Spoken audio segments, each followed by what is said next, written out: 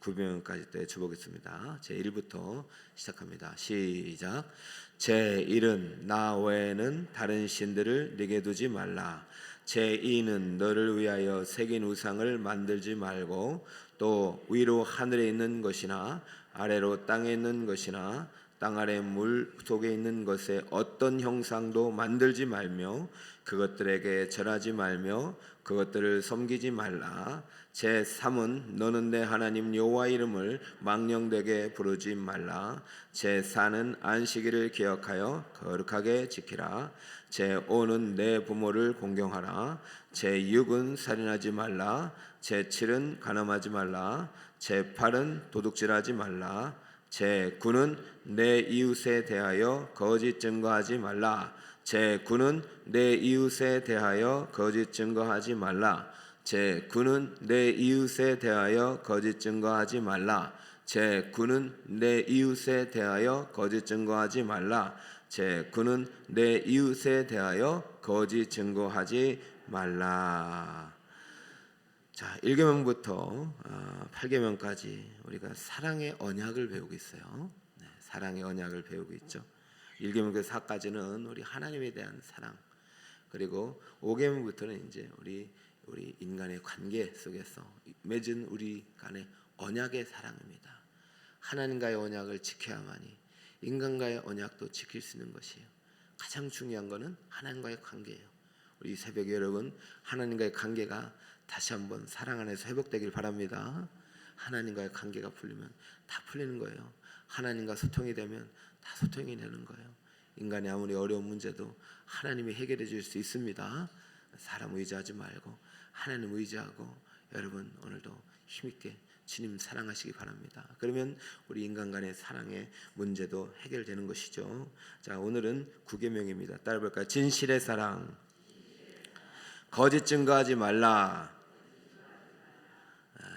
일본인 간바 와타루라는 사람이 책 제목이래요. 사람은 8분마다 거짓말한다. 몇 분마다?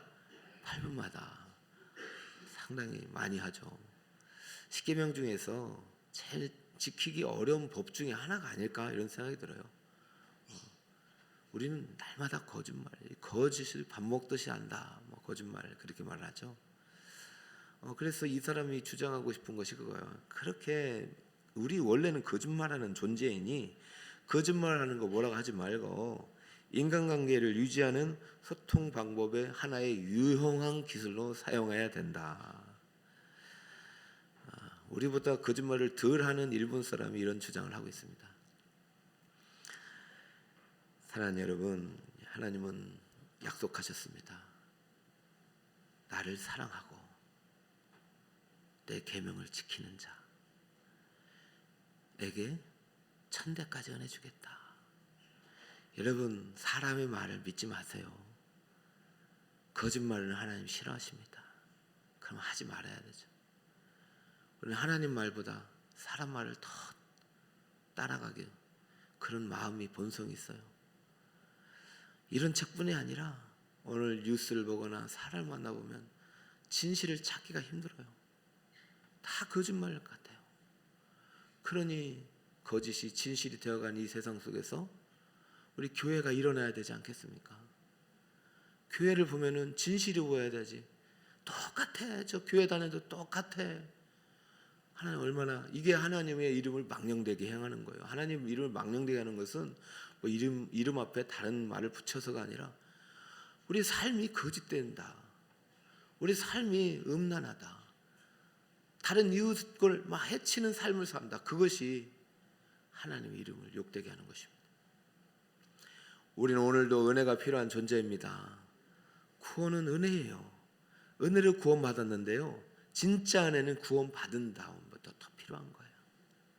자, 거짓말하지 말라. 네 이웃에 대해 거짓 증거하지 말라 했으면 왜 그런지 듣고 하지 말아야 되겠죠?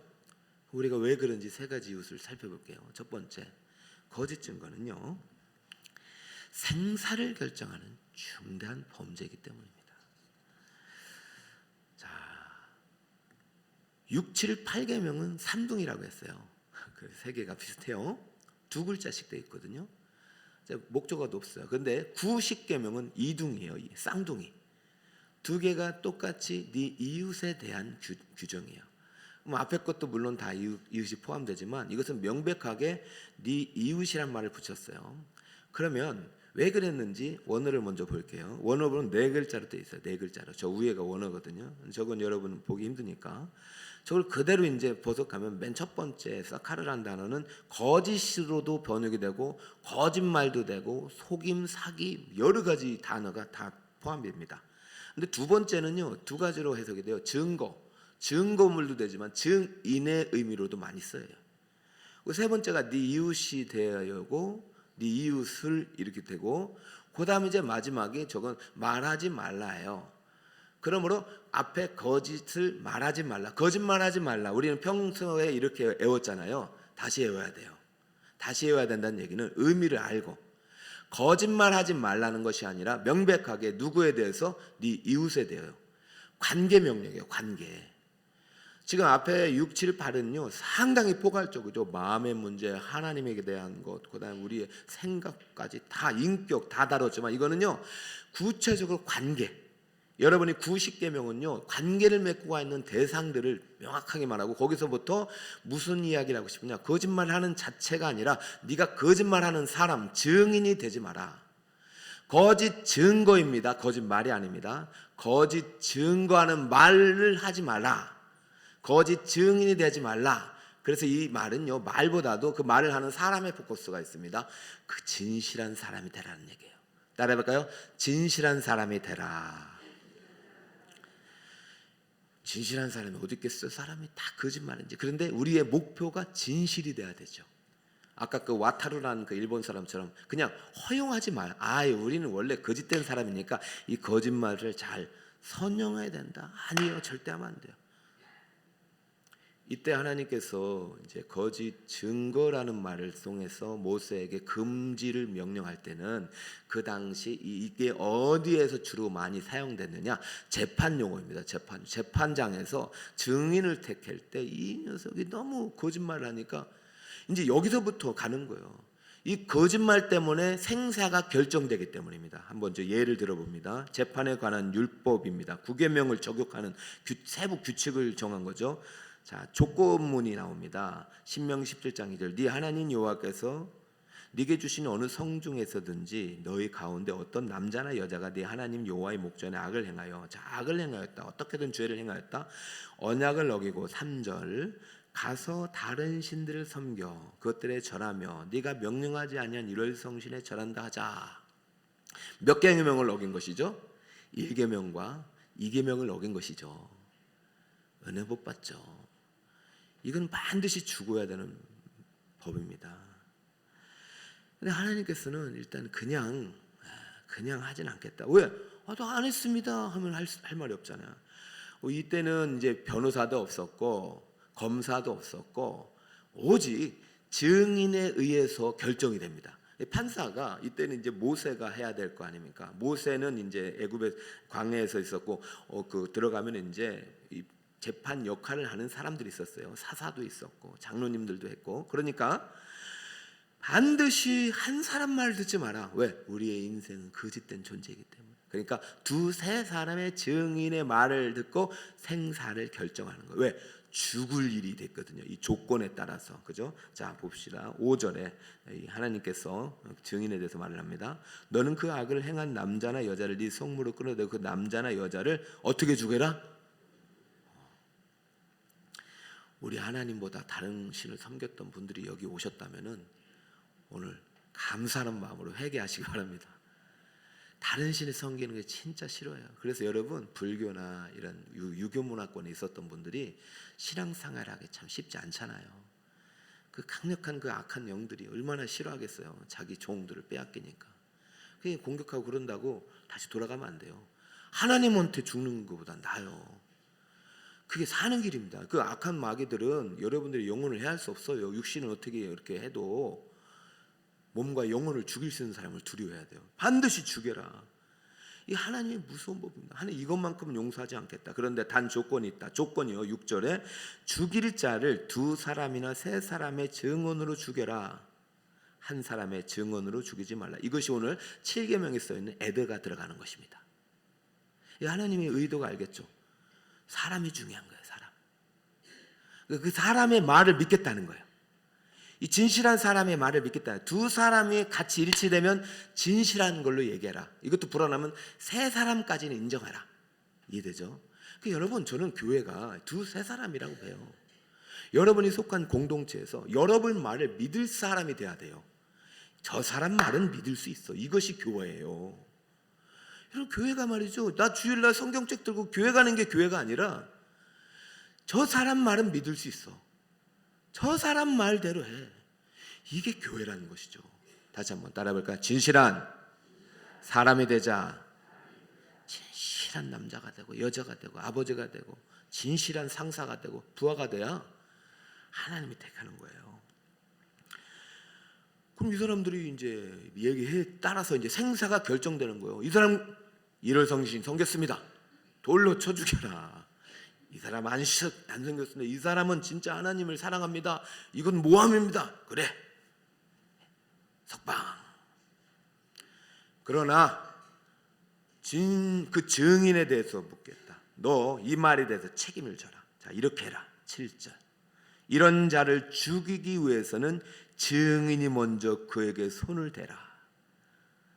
그리고 뭇 백성의 손을 대라. 너는 이와 같이 하여 너희 중에서 악을 제해라.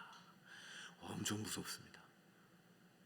만약에 이게 거짓이면 같이 죽이겠다는 것입니다. 하나님 진짜 거짓말 싫어하시죠? 우리 지금 이 배경이 뭡니까? 이때 당시 재판 속에서 너무나도 거짓말을 통해서 이웃을 해하는 일들이 비일비재하니까 하나님 여기서부터 막겠다는 것입니다. 간음은요, 가정을 보호하겠다는, 가정에서부터 출발하잖아요. 여기서 이제 재판장에서 출발합니다. 재판장에 공의를 세우겠다는 것입니다. 우리 북서울 꿈의 교회도 이제 법조계에서 일하시는 집사님이 계시는데, 우리 앞으로 청년들도 중에서, 우리 자녀들 중에서도 여기 많이 들어가야 돼요. 10계명이 없는 재판장, 10계명이 없는 판검사가 일하는 국회의회가 안 되면 안 돼요. 이 10계명의 법문은 모두에게 주신 양심의 법이에요. 그런데도 이 거짓말을 만연하게 하고 그 정의, 그 위증교사 세워서 그러면 안 되죠. 자, 여러분 이해하셨죠? 거짓 증거는 무엇을 결정한다? 생사를 결정한다. 그 증인이 생사를 결정하는 의미도 있지만 내가 그 거짓말을 밥 먹듯 하면 나의 생사도 이 말에 대해서 결정나는 것입니다. 잠언만 보겠습니다. 18장 21절에 보니까 죽고 사는 것이 혀의 힘에 달렸나니 혀를 쓰기를 좋아하는 자는 혀의 열매를 맺으리라. 여러분 자꾸 여러분의 말을 되돌아보세요. 내 말에 진실이 많은가 거짓이 많은가. 진실이라고 생각되거든 진실한 말을 행하세요. 정직한 말을 행하세요. 사랑과 축복이 흘러가게 해서. 그런데 내 말이 거짓인 것 같거든 입을 다무세요. 그래야 은혜가 흘러갑니다. 여러분 올 한 해 정말 여러분 입술 언어가 거짓이 아니라 진실의 언어가 되기를 축복하고 사랑과 축복의 언어가 되기를 축복합니다. 자, 두 번째는요, 왜 거짓말을 하지 말라느냐, 거짓 증인이 되지 말라 하시느냐. 모든 거짓의 뿌리가 사단 마귀로부터 시작되기 때문이에요. 자, 읽어볼까요? 시작. 모든 거짓의 뿌리는 사단 마귀로부터 시작되기 때문입니다. 예수님께서 하신 말을 들려볼게요. 요한복음 8장 17절인데 너희 율법에도 두 사람의 증언이 참되다 기록하였으니 내가 나를 위하여 증언하는 자가 되고 나를 보내신 아버지도 나를 위하여 증언하시느니라. 자, 이게 명언입니다. 인간의 증언은 한계가 있어요. 그런데 예수님이 그리스도시고 하나님의 아들이라는 것을 지금 누가 증언하십니까? 자기 자신. 왜? 예수님은 하나님이니까 뭐 누가 누구의 이름을 맹세할 필요도 없어요. 내가 나다 하면 끝나는 거예요. 여호와 하나님은 나는 나야. 뭐 증명이 필요 없어요. 하나님은 증명할 필요가 없어요, 여러분. 우리가 하나님을 위해서 변호할 필요가 없어요. 하나님은 스스로 계신 자예요. 하나님 살아계셔. 굳이 이렇게 외칠 필요도 없고, 어떤 분은요 기독교를 증명해야 된다. 뭘 증명을 해요? 하나님은 하나님인데요. 하나님은 증명의 대상이 아닙니다. 하나님은 그대로 존재하시는 하나님이에요. 하나님은 믿음의 대상이지 증명의 대상이 아니에요. 그러니까 여기서 증언이란 말, 애들란 말을 또 쓰잖아요. 오직 참된 증인은 예수님밖에 없는 거예요. 예수님이 참이에요. 하나님 아버지가 참이고. 근데 세상 사람이 왜 안 믿느냐? 본질 자체가 다르기 때문이에요. 근원 자체가. 우리는 아버지께로부터 온 존재가 아니라 마귀로부터 왔는데, 마귀가 어떤 존재인지 한번 볼까요? 그 이어서 44절 이렇게 말합니다. 왜 사람들이 예수를 안 믿고 예수를 죽이려고 했느냐? 너희는 너희 아비 마귀에서부터 났으니 너희 아버지 욕심대로 너희도 행하고자 하느니라. 그는 처음부터 살인한 자요, 진리가 그 속에 없으므로 진리에 서지 못하고 거짓을 말할 때마다 제 것으로 말하나니. 거짓은 누구 거다? 마귀 거다. 어떤 종류의 거짓도 우리는 미워해야 합니다. 어떤 종류의 거짓도 배격해야 합니다. 거짓은 누구 거다? 마귀 거다. 그 거짓을 밥 먹듯이 하면 그 아직도 마귀가 그 안에 있는 거예요. 마귀의 존재예요. 안 돼요. 예수 믿고도 마귀에 사로잡힌 사람은 안 돼요. 안 돼요. 진리가 그 속에 없으면 이는 그가 거짓말쟁이요 거짓의 아비가 되었습니다. 거짓은요 영적인 문제입니다. 그러므로 여러분 거짓말하는 걸 가볍게 여기면 절대 안 됩니다. 나는 살인하지 않았어, 도둑질하지 않았어, 나 거짓말하고 있다. 마귀의 자녀예요. 마귀의 자녀. 교회가 여기에 대해서 너무 무풍지대가 돼요. 지도자도 거짓말하고 성도들도 거짓말하고 너도 나도 거짓말하고. 아니, 거짓을 밥 먹더라니까 서로 싸우는 게요. 거짓말 때문에 싸우잖아요. 하지 않은 말을 가지고 하잖아요. 기독교 윤리학자 이상환 교수가 이 교회의 팽배한 이런 거짓말이 문화, 이 세상의 팽배한 거짓말의 문화를 기독교 성경적인 관점에서 네 가지로 구분했습니다. 첫 번째는 네 가지 거짓말이 있는데 이웃을 해치는 명백한 거짓말, 이것이 구계명을 어기는 것이다 라고 했는데요. 예를 이렇게 들었어요. 예수님께서 요한복음 2장에 이렇게 말했어요. 너희가, 잘 들어보세요. 너희가 이 성전을 헐어라. 내가 사흘 동안 짓겠다. 그죠? 분명히 저렇게 말했죠. 근데 사람들이 어떻게 거짓 증거, 예수님을 모함할 때 이렇게 거짓 증거를 했습니다. 마가복음 14장, 그러니까 재판장에서 어떤 사람들이 일어나 예수를 쳐서 거짓 증언하죠. 지금 구계명을 예로 드는 것이죠. 58절, 우리가 그의 말을 들으니 손으로 지은 이 성전을 누가 헐고? 내가 헐고. 헌다는 말 했어요. 그런데 네가 헐면 그랬어요. 아니 이거 상당히 미혹을 시키잖아요. 사탄마귀의 거짓은 이르기 시작해요. 말을요 섞어요. 사실이 있지만 사실을 섞어가지고 진실이 거짓이 되게 만들어요. 진실을 없애버려요. 예수님은 내가 헌단 말을 했어요. 너희가 헐어라. 그러면 내가 다시 일으키리라 했어요. 예수님은 죽이고 멸망시키시러 오신 분이 아닙니다. 성전 무너뜨려 오신 분이 아니에요. 예수님은 생명을 주고 살리고 우리를 구원하기 위해 오신 구원자입니다. 이 거짓말을 믿고 죽였으니 예수를 죽이는데 동참한 위증교사나 예수를 죽이는데 아무 말도 참말을 안 했던 많은 백성들이 모두 죄를 범하는 것입니다. 온 인류는 아담의 그 거짓말의 그 결과에 영향을 받는 것이죠. 그럼 우리는 마귀에게서부터 난 자이나 똑같은 거예요. 그럼 우리가 예수로 말미암아 예수 피로 구속받아 성령을 받고 양자형을 받고 하나님의 자녀가 된 오늘부터는 거짓 증거를 절대로 해서는 안 된다. 근데 살아가다 보면 이게 쉬운 일이 아니에요. 그래서 이런 거짓말을 우리는 할 수밖에 없어. 유머 목적으로 거짓말을 합니다. 재밌게 막 농담도 하고. 여러분 사람이요 농담도 하지 않는다. 막 그냥 너무 말이죠. 올곧다. FM이다. 그 사람 못 버팁니다. 깨끗한 물에 물고기 못 살잖아요. 이런 농담은 할 수 있지 않느냐. 그런데 이거는요 상대방이 준비하지 않은 상태의 유머는 상대방의 마음을 해치기 때문에 우리 6, 7일 계명 보니까 상대방의 마음을 해치는 거, 훔쳐가는 것도 죄잖아요. 상대방의 준비가 안 됐는데 막 농담하고 희롱의 말을 하고 그러면 요즘 성희롱도 마찬가지입니다. 이거는요 9계명에 해당되는 거예요. 교수님의 지적입니다. 절대 유머 목적도요 상대방을 생각하면서 해야 된다. 그 이웃에 대한 거, 이웃에 따라서 죄가 될 수도 있고 죄가 되지 않을 수도 있습니다. 첫 번째는 명백한 구계명을 어기는 것입니다. 두 번째는 그렇게 전제가 있어요. 세 번째는 예의상의 거짓말이에요. 사랑하는 재판장님, 존경하는 재판장님, 사랑합니다, 축복합니다. 사랑하지 않는데 왜 그렇게 거짓말을 하냐고 그냥 입을 딱 닫는 사람도 있어요. 그러면 세상 사람 이거 할 수 있어요, 없어요? 이웃집에 초청받았어요. 밥을 먹었어요. 아이고 맛있습니다. 맛이 없어도 맛있습니다 하지. 아이고 맛이 없습니다. 아이고 왜 이렇게 짭니까? 이거는요 예의가 아니죠. 그러니까 이것은 거짓말로 볼 수 없다 얘기예요. 그러나 거짓말을 예의상도 너무 형식적으로 하는 것이에요. 예, 기도하겠습니다. 기도하겠습니다. 기도 안 하면서. 그렇다고 기도하지 않기 때문에 나는 기도하지 않는다는 말을 절대 안 하겠습니다. 이거 그러면 기도 안 하는 거예요. 이때는 어떤 마음이 있어야 하냐. 내가 기도하겠습니다. 기도 평소에 안 하지만 이분을 위해서 한 번이라도 하겠다는 의지가 담기고, 그 다음에 내가 이거 맛있습니다, 정말 존경합니다 할 때는 우리 모두가 사랑받고 존경받는 존재이잖아요. 그러니까 내가 그렇게 누군가의 축복하는 존재가 되겠다는 결심이 담길 때는 이 예의상의 거짓말은 죄가 되지 않는다, 이런 말입니다. 불가피한 거짓말입니다. 믿음의 보존과 생명 안위를 위한 말은 구계명에 해당하지 않는다. 왜냐하면 상위법이 있기 때문이다. 성경에 라합이 거짓말을 했잖아요. 라합이 여리고 정탐꾼을 숨겨주려고 여기 집 안에 있는데 몰라요, 저 도망간 것 같아요, 찾아가세요. 거짓말이잖아요. 뭐 때문에 이렇게 했을까요? 상위법이 있어요. 상위법이 사람이 생명을 해할 것 같으니까 지키기 위해서 불가피하게 한, 이거는 이들을 보호하는 장치이지, 이때는 와타로 그 일본 말이 허용될 수 있죠.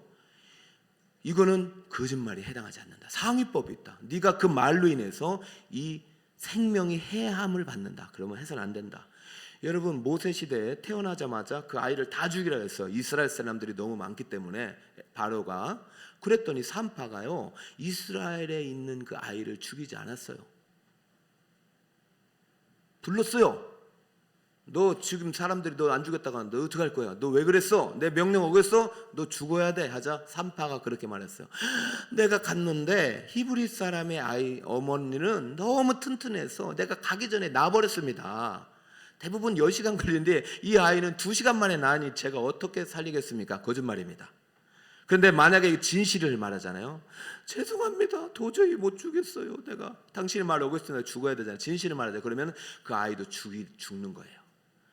여러분, 이것은 하나님의 생명을 보존하기 위한 것입니다. 하나님인 것입니다. 그것이 더 중요한 것이에요. 그러면 이것은 예외적으로 허용이 되는 것이에요. 불가피한 거. 병원에서 아버님이 한 달밖에 못 삽니다. 그러니까 아들이 예 알겠습니다, 아버지 한 달밖에 못 사신답니다.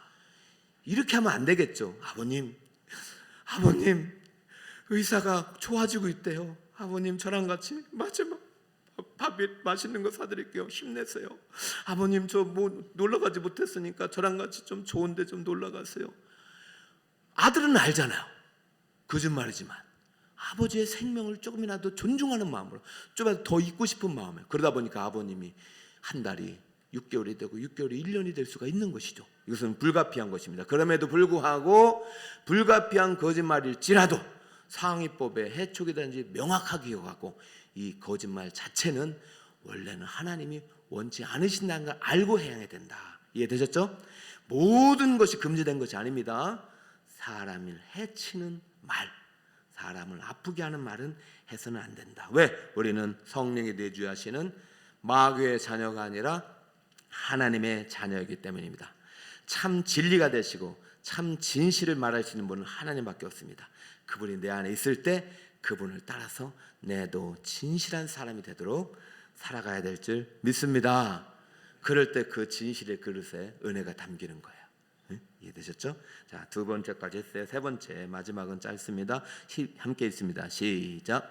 모든 그리스도인은 예수님의 부활의 증인입니다. 히브리어로 에드라고 했어요. 따라하면 에드. 이것을 헬라어로 마르투스로 번역합니다. 따라합니다. 마르투스. 오직 성령이 너에게 임하시면 너희가 권능을 받고 예루살렘과 온 유대와 사마리아 땅 끝까지 이르러 내 마르투스가 되리라. 할렐루야. 자, 누가복음 24장 48절 시작. 너희는 이 모든 일의 증인이라. 이 모든 일의 마르투스라. 여러분, 우리가 이 세상이 끝나면 최후 법정에 서게 됩니다. 누가 우리의 증인이 되십니까? 예수님이, 성령님이 우리의 증인이 되시기 때문에 우리의 생명은 영원히 보존되는 것입니다. 우리의 행위에 대한 증인도 되십니다. 우리는 영원한 상급도 받게 됩니다. 이 땅에 살아갈 때는 우리는 누구의 증인이 되어야 될까요? 예수님의 증인이 되어야 됩니다. 부활의 증인이 되어야 됩니다. 십자가의 증인이 되어야 됩니다. 이 증인이 되어 살아갈 때 여러분의 삶 속에서 너 왜 이렇게 진실하냐? 너 왜 이렇게 법 없이도 사냐? 왜 그런 줄 아니? 내 안에 누가 있기 때문에? 예수님이 있기 때문이야. 너도 같이 우리 예수님을 따라가 보렴. 따라가 볼래? 우리 교회 한번 가볼래? 이것이 바로 하나님의 언약 백성의 모습입니다. 오늘 이 9계명 단순히 우리 거짓말하는 것 자체를 하는 것이 아니라 우리의 존재 자체가 예수의 사람이 되어 있는지, 예수의 성품을 닮아가는지, 예수님처럼 진실을 말하는 사람인지를 묻고 있는 것입니다. 왜요? 하나님이 천대 이르는 언약의 복, 은혜의 복을 준비하고 계시기 때문입니다. 이 땅에서도 하늘나라의 복을 누리고 최후 법정에서 주님의 증언을 통해서 영원한 천국을 상속받는 우리 성도님 되시기를 예수님의 이름으로 축원드립니다. 자, 결론 맺습니다. 3가지. 자, 함께 진실의 사랑 시작. 진실의 사랑, 거짓 증거하지 말라. 한 번 더. 진실의 사랑, 거짓 증거하지 말라. 첫 번째 시작. 거짓 증거는 생사를 결정하는 중대한 범죄입니다. 여러분의 생사도 결정되는 거예요. 그러니까 여러분 거짓말하지 마세요. 둘째 시작. 모든 거짓의 뿌리는 사탄 마귀로부터 옵니다. 우리의 뿌리는 예수 그리스도입니다. 우리는 거짓말을 뽑아내야 됩니다. 4가지 여러분 기억하시고요. 3번째 시작. 모든 그리스도인들은 예수님의 부활의 증인입니다. 할렐루야. 예수님을 사랑하고 하나님을 사랑하는 진실한 사람이 되어서 하나님 나라 부활의 증인이 되시기를 축복합니다. 교회 일어나라 찬양하고 기도하겠습니다.